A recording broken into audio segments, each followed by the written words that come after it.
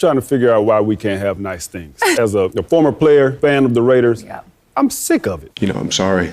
Fire Getsy, trade Adams for some picks, draft yours. Lastly, Mark Davis, sell the team.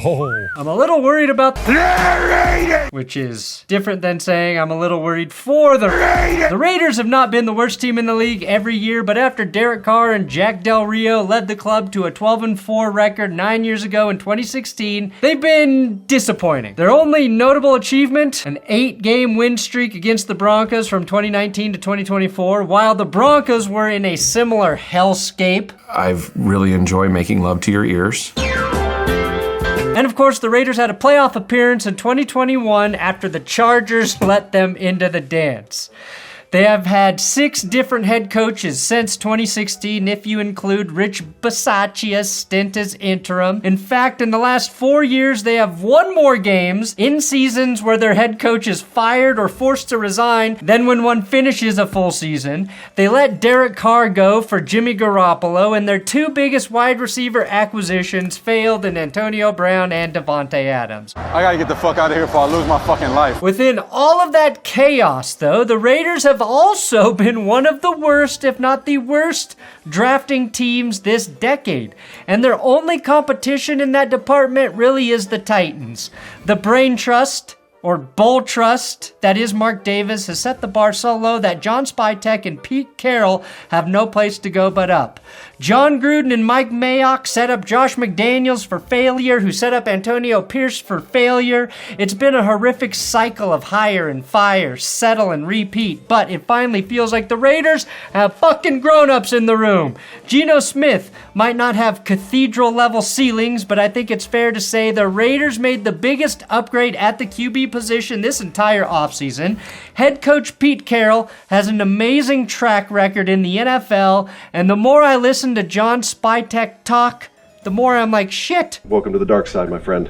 Let's go, baby. All right. The Raiders are going to be competitive again, so today I want to show you how the Raiders got here.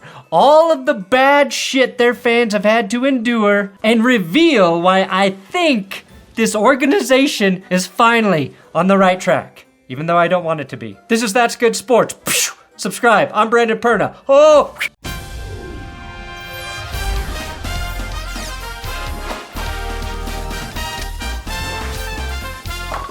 Today's episode is sponsored by SeatGeek, and my code That'sGood10 to get you 10% off your next ticket purchase at SeatGeek. Is your team still alive in the NBA or NHL playoffs? Well, use my code to get a discount on those premium seats now. I'm looking into grabbing some Rockies tickets for Jess, Carm, and myself as they continue their quest to outdo last year's White Sox. I love spending a day at Coors Field, and SeatGeek is helping me do it by finding the best deal possible. There's over 70,000 events listed on SeatGeek, which means if you attend 191.7 events per day, you can attend all 70,000 in a year. SeatGeek is the #1 rated ticketing app with over 28 million downloads. And with the NFL schedule getting released, you can start finding tickets to go to a game this upcoming season. And now that I'm a converted believer, I may even go to one as well. Again, use my code That'sGood10 for 10% off, and use my link below to download the app, and the code will automatically be applied for later. Each ticket on SeatGeek is rated on a scale from 1 to 10, so you know if it's a good deal. Every ticket's backed by their buyer guarantee. Butt nerd, a SeatGeek. That's good 10. Use the code. To set this up, let's go back just a tad further than the last decade. The reason the Raiders had a bit of a resurgence was mainly due to a couple very good drafts in 2014 and 2015. They selected Khalil Mack, Derek Carr, Gabe Jackson, Shelby Harris, Amari Cooper, Mario Edwards, and John Feliciano in those 2 drafts. Real dudes who produced on the field and became anchors you could build the team around. Those drafts under then general manager Reggie McKenzie and head coach Jack, it was just a dust-up. Del Rio peaked with a 12-4 record in 2016. If Derek Carr doesn't break his leg that season... It's broke! It's broke! It's broke. The Raiders almost certainly defeat the Texans in the playoffs, giving them an all too rare playoff win. Their last playoff victory, by the way, came against the Tennessee Titans in the year 2002, when the Raiders made it all the way to the Super Bowl. I was still in high school, and I had dreams of playing in the NFL or becoming a professional skateboarder or a movie director. I accomplished 0 of my dreams. I should have been a Raider. The only team with a longer playoff win drought right now is the Miami Dolphins, and theirs dates back to 2000. The Raiders of South Beach is what they call them. Now, the Raiders dropped back down to 6-10 following that promising 12-4 season. Everyone's production dipped a bit, in addition to the extra losses, and Mark Davis made probably the most costly decision of his career.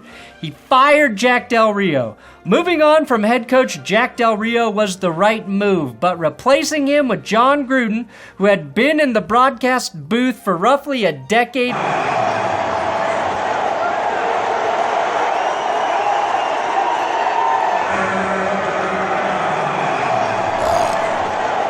was going to cost Mark Davis more than all the P.F. Changs in the world. He absolutely is dialed in at P.F. Chang's. He gave Gruden a 10-year, $100 million contract, which again is $1 less than all of the P.F. Changs on earth cost. Gruden's contract was pretty insane at the time. Wait, shit, that's still insane for a guy who had been out of the game for so long. It's like Mark Davis was trying to compensate for his father's decision to trade Gruden away to Tampa Bay following that 2001 season, which ultimately cost the Raiders a Super Bowl as the Buccaneers beat them in the big game. Jon Gruden decided the best path forward for the team was to trade away receiver Amari Cooper and edge rusher Khalil Mack for draft capital. Next to Derek Carr, those two men were hands down the two best players on the entire team. Khalil Mack went to the Bears for 2 firsts, a third, and a sixth, and Amari Cooper was traded a couple games into the 2018 season to Jar Jones for a 5th rounder and a couple of unsalted McGriddles. Oops, sorry, that's what Jerry got for Amari. The Raiders got a 1st-round pick for Cooper, netting them 3 firsts in the 2019 draft. Now, I think one of the most dangerous things a head coach can do when they come into a new organization is believe they need to burn everything to the ground so they can rebuild the team in their almighty vision. Sure, you can always get a draft haul for a premier edge rusher or a true number 1 wideout, but you have to hit on those picks, don't you? Otherwise, you look like a fucking idiot. And that's exactly what the Raiders look like. Big fucking idiots as Cooper ripped 4 of 5 straight 1,000-yard seasons for the Cowboys. Khalil Mack had 12.5 sacks in his first season in Chicago, getting a Mitch Trubisky-led team into the playoffs. Now, if you trade an elite receiver, you better have a quarterback who makes receivers shine. Derek Carr was never that guy. He was not a shiner. It's why the Chiefs trading Tyreek Hill looks smart. It's why they're one of the few teams that can do that shit. They built the championship defense with their extra draft capital, and Patrick Mahomes and Andy Reid will get that offense into the end zone one way or another, no matter who the hell is out there. The picks that Gruden acquired would change the Raiders for the next 7 years in the worst way possible. If you hit on all of the draft picks, or half of them, or just one of them, Gruden, just one, they might have been okay. 2016 NFL Draft, 0 players, still with the Raiders. 2017, 0 players. 2018, the Raiders have just 1 player on their roster from that draft. A good player in tackle Colton Miller, a rare first-round hit for the Raiders. 2019, 1 player, Maxx Crosby, an amazing 4th-round pick. But the guy they drafted first at defensive end, Clelin Ferrell, gone. 2020, 0 players. 2021, only Malcolm Kuntz remains. He just had a very nice season, but Alex Leatherwood was a tremendous bust on their offensive line from that draft. The Raiders did a nice job replacing Khalil Mack with Maxx Crosby ultimately. just not with any of their new draft capital. I've never seen a team have 5 first-round draft picks like the Raiders did in 2019 and 2020 and miss on every single one of them. Henry Ruggs, of course, killed a woman and her dog with his car, so replacing Amari Cooper failed in ways we can't fully even comprehend. Damon Arnett was batshit crazy, waving guns around on social media. Cleveland Farrell ended up being the biggest reach in modern draft history, and we knew it was a reach at the time. Jonathan Abram was a bad safety who might have been good in 1983, the last time the Raiders won a Super Bowl. Hey, they did nail the Josh Jacobs pick, though, but he's a Green Bay Packer now because the Raiders' offense nosedived in 2023, and so did Jacobs' production. The Raiders also fucked up his contract situation by declining his 5th-year option and then ultimately paying him $2 million more with the franchise tag as Jacobs played out his 5th year in Vegas with no intention to return the year after. The context of that situation, though, to be fair to the Raiders, was a running back market that had hit rock bottom. Nobody wanted to pay their running backs in the 2023 offseason. Jacobs and Saquon Barkley both played on $10 million franchise tags that year. Josh Jacobs, though, becomes a moot point if Ashton Jeanty is as good as we all think he will be. In a lot of ways, Jacobs' departure and then immediate success in Green Bay, while getting ultimately perfectly replaced, probably, by Ashton Jeanty a season later, is the biggest signal to me that things might finally be lining up for the Raiders. I think Josh Jacobs has a lot of good football left in him, but there's not a football soul out there who wouldn't take the insanely high upside gamble with Jeanty right now.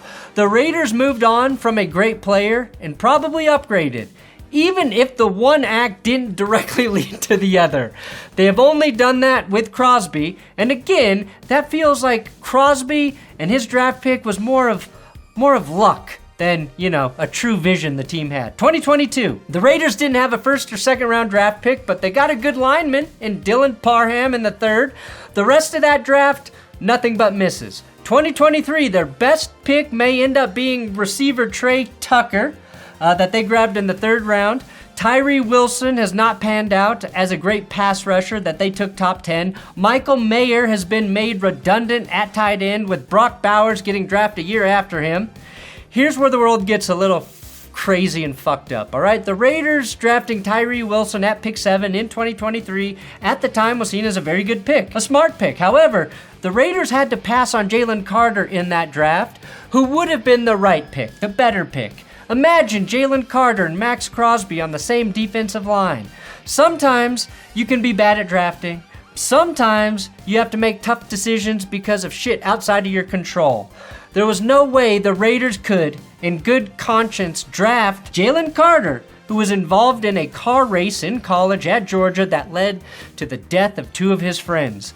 Carter wasn't driving the car that crashed, but he was racing with them, allegedly. I think it's more than allegedly at this point, but I'm just saying allegedly to cover my alleged ass. But to select that man 2 years after Henry Ruggs and his fatal car accident would have just been a terrible look. Not even the Chiefs could get away with that. The Raiders also drafted defensive lineman Byron Young in the 3rd round in 2023. This one is funny because the Rams selected linebacker Byron Young just a few picks later. He's been a stud for them. The Raiders, player of the same name, just 6 games played. Plus, Yaya Diaby and Kobe Turner both come off the board after Young that same round. Whoops. It's very possible, though, that the Raiders drafted the wrong Byron Young. I would not put that past them. Those are all the misses. That's how you end up picking 6th overall in 2025. But then, the light starts to shine on the one-eyed Pirates' booties. Despite John Gruden having to resign in shame after emails were leaked, despite Mark Davis moving on from interim head coach Rich Bisaccia and electing to ride with the devil in a visor Josh McDaniels, who got rid of their franchise quarterback just like he did in Denver with Jay Cutler, despite firing McDoofus midseason in favor of Antonio Pierce, and then ultimately giving Antonio Pierce the full-time coaching job because Davis messed this exact situation up the last time with Rich Bisaccia, despite having to fire Pierce the following season in 2024, Pete Carroll, John Spytek, and Tom Brady might have this ship patched up and ready to sail despite all of that. And it is a lot, and honestly, we should give the Raiders a little credit for not finishing last place in the entire NFL every year. No NFL team was seriously interested in Josh McDaniels as a head coaching candidate when Mark Davis hired him. I'm not sure how many teams were actually interested in Pete Carroll, but that's simply because Pete is older than the Raiders themselves. This move with Pete Carroll feels smarter than the McDaniels hiring in numerous ways. And even though I don't think Antonio Pierce was ready for the head coaching gig, I can't blame him for sucking with Gardner Minshew and Aiden O'Connell and whoever else was throwing fucking balls last season. The Raiders were in that bad QB situation because of McDipshit overpaying Jimmy Garoppolo and having no contingency plan. He and general manager Dave Ziegler gave Davante Adams a $140 million contract because Adams wanted to play with his friend, Derek Carr. The very Derek Carr McDaniels benched in favor of Jarrett Stidham, who they also did not keep, which then set the stage for Carr's exit. The Raiders paying Davante Adams $140 million, but then not wanting to continue to pay Derek Carr, who in turn fucked them over with his no-trade clause, is still one of the worst roster management situations I have witnessed. It would have been Antonio Brown, but the Raiders ultimately were able to pay him $800,000 for showing up for training camp and losing a couple draft picks. I think the Raiders would have been average the last couple years with Derek Carr. I'm not saying he would have saved them, but they would have been a lot better than they were. And knowing they had to trade Adams to the Jets last season because of all of the stuff McDaniels did in 2023 is where the Raiders peaked in terms of dysfunction. Every major issue the Raiders have had, though, have been because of turnover in the front office and head coaching department. You can't point to one man as the problem because each new man created a new set of problems. Well, you could point to Mark Davis, though, right? Since he made all of these decisions. But I think he finally has good guidance in the form of... Oh, God! Oh! Tom Brady. He has good guidance in the form of Tom.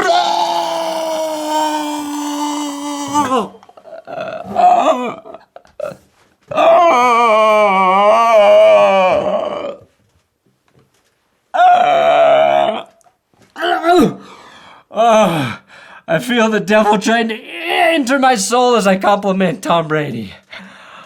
But I think he's going to help Mark Davis. Something had to change in Las Vegas, right? And if this shit keeps happening across multiple regimes, then you look at the common denominator, the decision maker, the culture, the haircut. Enter the new haircut, minority owner Tom Brady, who I seriously doubt has a minority voice when it comes to making decisions in the desert. This is the Tom Brady show in Las Vegas. And when I say Tom Brady with a minority voice, I don't mean this. Bubby. No, you don't have to. Brady recognized a winner in Pete Carroll. Not a flashy hire, but a stable hand who could bring instant competence to an organization. And with Carroll comes the quarterback he rebuilt and rejuvenated, Geno Smith. They wrote me off. I ain't right back, though. Pete Carroll choosing Geno Smith over Russell Wilson again is all I needed to see to know that this team has corrected course. They are not dumb enough to bring in Russell Wilson, is what I'm saying. According to The Athletic, Tom Brady led the interview with John Spytek and has been consulted heavily when it comes to acquiring quarterbacks, which seems pretty reasonable for a guy who played the position at a pretty decent level for a decent amount of time. But Brady got his guy in Spytek and has let him work mostly without interference, which is the number one thing you want from an owner. You want them to be diligent in the hiring process and more or less hands off after that. They also passed on selecting quarterback Shedeur Sanders in the 2025 draft, another move that shows maturity in my opinion. The Raiders of the past are probably taking Sanders at 6. I believe the Raiders are in a better position with Geno Smith this season than they would be with Derek Carr currently. They may have taken the long way around to get there, but they are past all of the bullshit for now. And I hope there is more bullshit, but I don't see enough bullshit in their future at the moment. Letting Carr go for Jimmy G, wrong move, but I think Geno Smith right now has much more good football left in him than Derek Carr despite being drafted a year earlier. Which takes us to the parting gifts that were left to the Raiders by Antonio Pierce and Tom Telesco. A great draft in 2024. Brock Bowers looks like a slam dunk pick at 13 overall. He was the lone bright spot in a disastrous 2024 season. Probably Offensive Rookie of the Year if he played on a good team. Or Jaden Daniels was never born. They also drafted Jackson Powers Johnson and Delmar Glaze, a.k.a. DJ Glaze, for their offensive line. Assuming they get a contract extension done with Colton Miller, their entire offensive line, except for Alex Kappa, has been built through the draft. While there are question marks with Kappa, the Raiders drafted 2 more linemen in 2025 for good measure. Their defense is still a hodgepodge of dudes from all over the league, and the loss of linebacker Robert Spillane's going to sting a little bit, but it feels like they are one off-season away from correcting most of their mistakes.